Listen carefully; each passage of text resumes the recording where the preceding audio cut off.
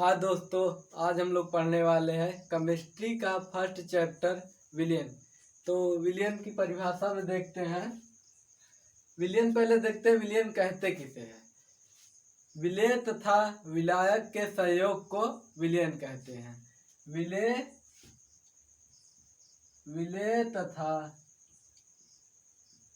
विलायक के संयोग को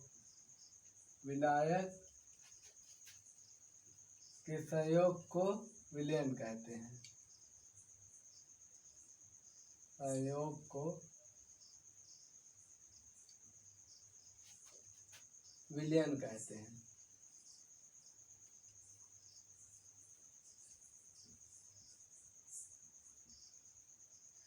चलिए जानते हैं विलेय किसे कहते हैं और विलायक किसे कहते हैं। तो पहले विलेय को देख लेते हैं। विलेय, ठीक है, विलेय को देखते हैं। विलयन में जिसकी मात्रा कम हो, विलयन में जिसकी मात्रा कम हो,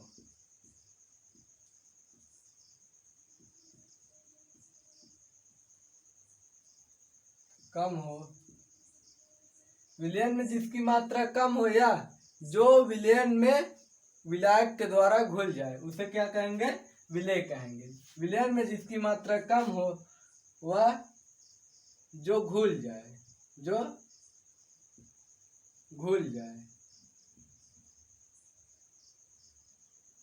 उसे विलेय कहेंगे। उसे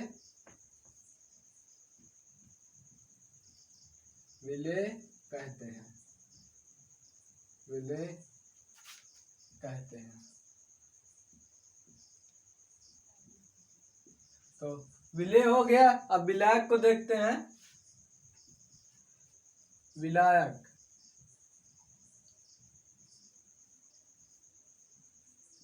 विलयन में जिसकी मात्रा अधिक हो, विलयन में जिसकी मात्रा अधिक हो,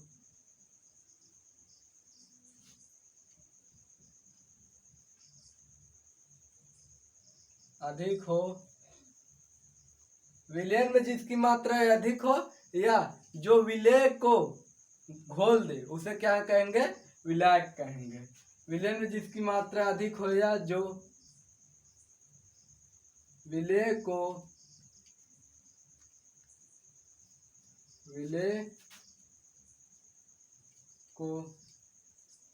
घोल दे विलायक कहलाता है।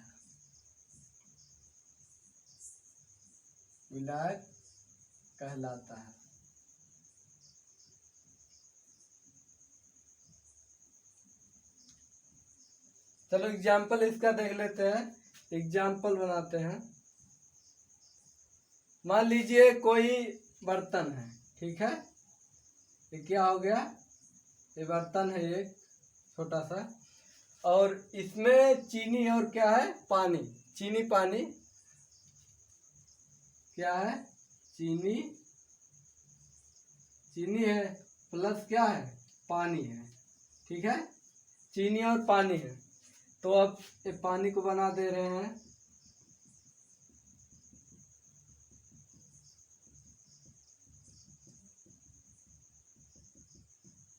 और चीनी भी डाल दो, समझ लो। और चीनी भी हो गया, ठीक है। अब जो पानी के अंदर रहेगा चीनी घुल जाएगा। ये तो ऐसे दिखा रहे हैं। चीनी पानी का क्या है? घोल है।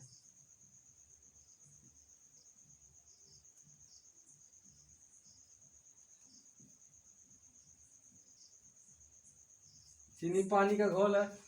तो अब इसमें चीनी भी है और पानी भी है। तो हम कैसे पता लगाएंगे कौन विलेय है और कौन विलायक है? तो देखो, जो दिख रहा है पानी दिख रहा है, चीनी तो अब इसमें घुल गया, वो दिख नहीं रहा है। और चीनी की मात्रा क्या है? कम है। चीनी की मात्रा कम है, इसलिए वो क्या हो गया? घुल गया है। और पानी की मात्रा अधिक है, जिससे पानी अपने अंदर चीनी को क्या कर दिया है? पूरी तरह से घोल दिया है। तो विलय विलय में है, विलयन में जिसकी मात्रा कम हो। अब चीनी की मात्रा इसमें कम है, वह जो घुल जाए, मतलब कि चीनी ही तो इसमें घुल गया है, चीनी नहीं दिखाई देगा इसमें, ठीक है। तो चीनी क्या हो गया, चीनी हो गया विलेय। अब चीनी को घोला कौन है उसको देखते हैं। चीनी पानी है, तो चीनी को कौन घोल दिया है, पानी। तो यहाँ पर पानी जो है वो क्या हो गया, विलायक,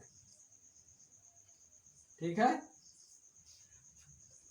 विलेय जो होता है उसकी मात्रा कम होती है विलयन में, और विलायक की मात्रा अधिक होती है, इसलिए विलायक जो है चीनी को क्या कर दिया है, अपने अंदर घोल दिया है, ठीक है।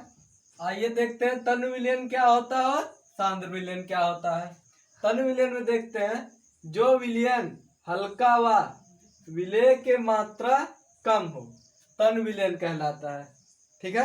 जो विलयन हल्का हो और विलेय की मात्रा उसमें कम हो तन्य विलयन कहलाता है। जैसे देखिए एग्जाम्पल हमने बनाया है शरबत, शरबत में जो है चीनी की मात्रा कम है, ठीक है, चीनी की मात्रा कम है, चीनी पानी से मिलकर बना है शरबत, चीनी की मात्रा कम है, जिसमें विलेय क्या है, चीनी है और विलायक पानी है, क्योंकि चीनी को पानी घोल दे रहा है। और सांद्र विलयन में देखते हैं, सांद्र विलयन जो विलयन गाढ़ा हुआ जिसमें विलेय की मात्रा अधिक हो। जो विलयन तन्य विलयन से गाढ़ा हो, जैसे कि ये हल्का था तन्य विलयन, और सांद्र विलयन क्या होगा, गाढ़ा होगा, ठीक है। जो विलयन गाढ़ा हुआ जिसमें विलेय की मात्रा अधिक हो सांद्र विलयन कहलाता है। जैसे देख लेते हैं शीरा, गुलाब जामुन में जो डाला जाता है, शीरा को देखते हैं, चीनी और पानी से मिलता है, लेकिन इसमें चीनी की मात्रा क्या होती है, अधिक होती है, जिससे सांद्र विलयन बन जाता है, ठीक है। इसमें भी विलेय क्या है, चीनी, और विलायक क्या है, पानी है, ठीक है। संतृप्त विलयन और असंतृप्त विलयन। संतृप्त विलयन में देख रहे हैं अब क्या होगा इसमें। संतृप्त विलयन जो होता है, जैसे कि हम बना रहे हैं, अब चाशनी बना रहे हैं, ठीक है। अब चाशनी में जितना विलेय हमें मिलाना होगा, चाशनी में चीनी मिलाया जाएगा, ठीक है। तो चीनी को आवश्यकता अनुसार हम मिलाएंगे, ठीक है।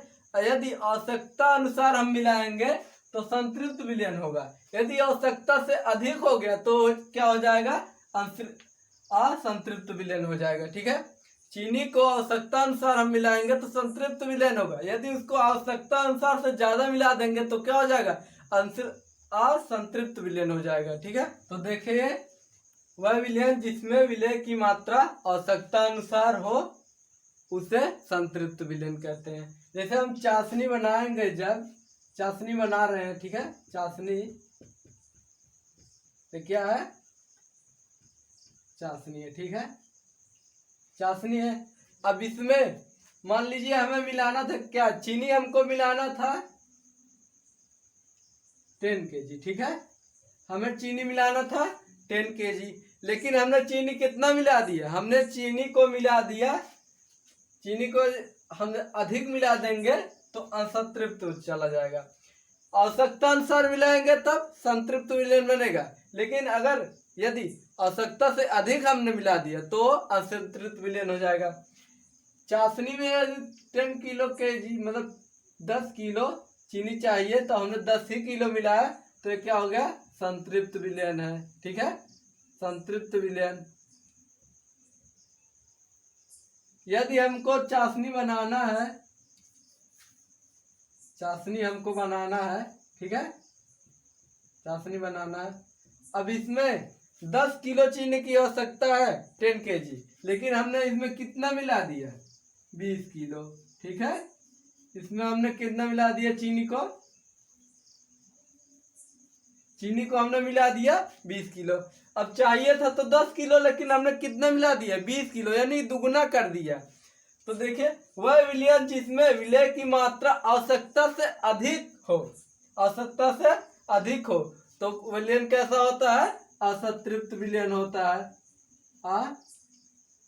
असंतृप्त विलयन, ठीक है।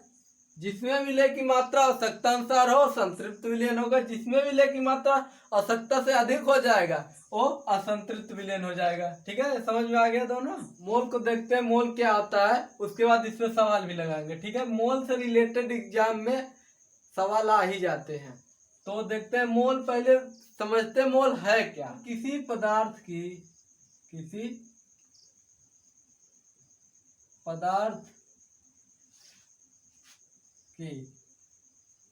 मापने की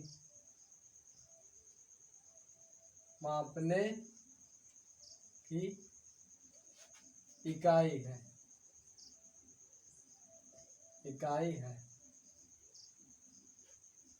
मतलब कोई पदार्थ है, उसको मापने की इकाई क्या है? मोल है। मोल का मान देख लेते हैं। मोल का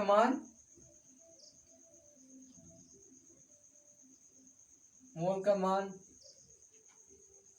6.022 गुणे 10⁻23, यानी कि जो एक क्या है, मोल का मान है। ठीक है, इसी को मोल के मान को ही एक नाम और दे देते हैं, हम लोग देते हैं आवोगाद्रो संख्या।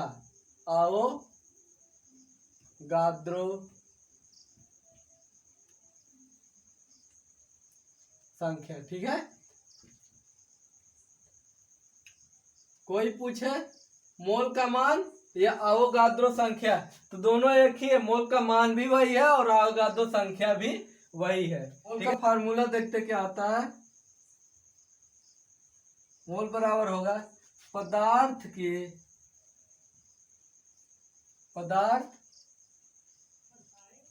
का भार। ठीक है, पदार्थ का भार, वो भी किसमें? ग्राम में। ठीक है, पदार्थ का भार ग्राम में और पदार्थ का अणु भार, यानी जिस पदार्थ का हम मोल निकालेंगे उसका भार ग्राम में बटे उसका अणु भार, पदार्थ का अणु भार। ठीक है, पदार्थ का भार और पदार्थ का अणु भार। तो अब इसी से मोल से रिलेटेड एक हम क्वेश्चन देखते हैं। 36 ग्राम H2O में कितना मोल होगा? ठीक है, 36 ग्राम H2O मतलब 36 ग्राम जल है, H2O का यानी जल है, उसमें कितना मोल होगा? तो चलिए देखते हैं।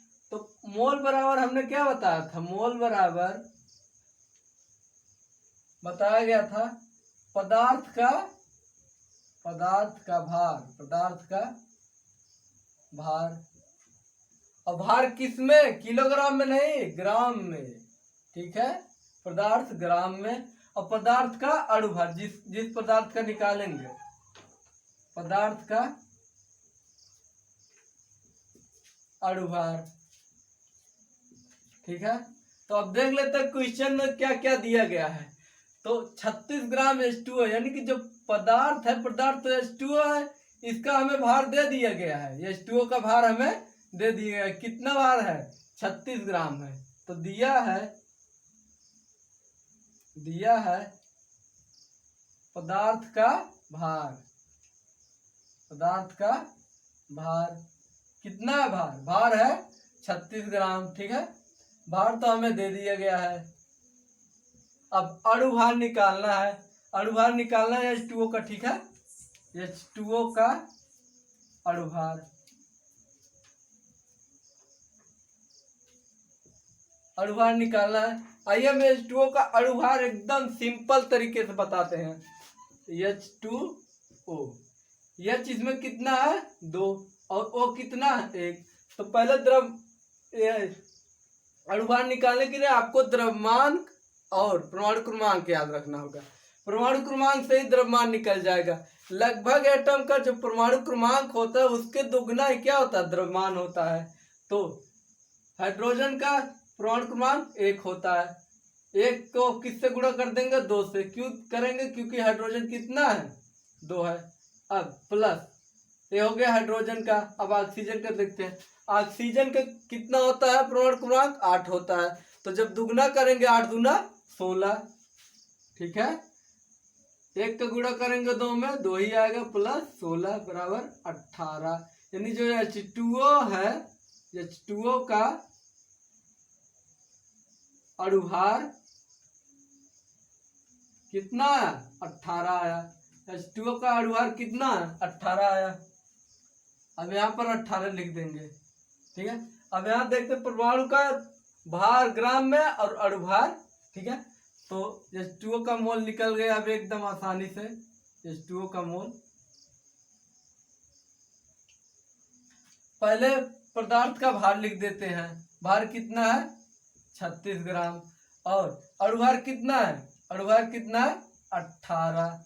18, अब 36 में 18 से भाग देंगे कितना आएगा? 2 आएगा, ठीक है। तो H2O का मोल कितना हुआ? H2O का मोल 2 आया।